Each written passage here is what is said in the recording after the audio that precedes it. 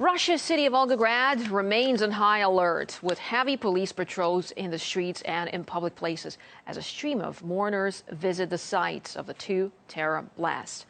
Victims' funerals continue daily, while more than 60 who were injured are still in hospital. Some are desperately ill, with doctors unsure whether all will survive. Next, the story of a 9-year-old girl who was caught in the first bombing. It was just another day for Yuri at Volgograd's main train station, but suddenly it all changed.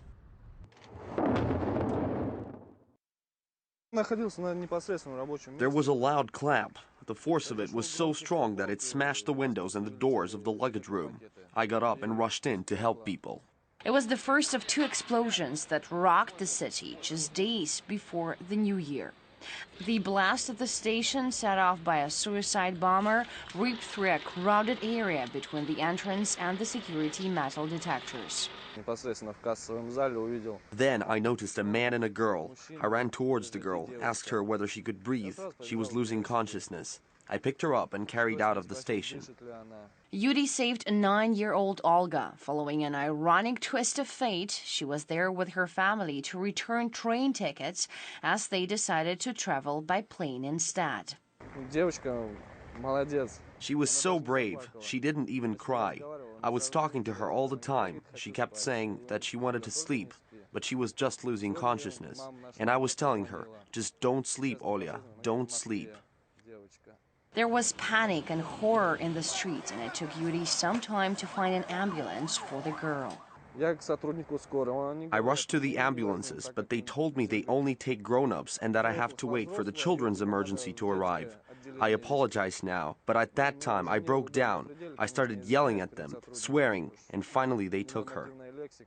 As soon as transportation was possible, the youngest victims of the Volgograd terror attacks were delivered here to this children's clinic hospital in Moscow, and currently doctors are battling to save their lives.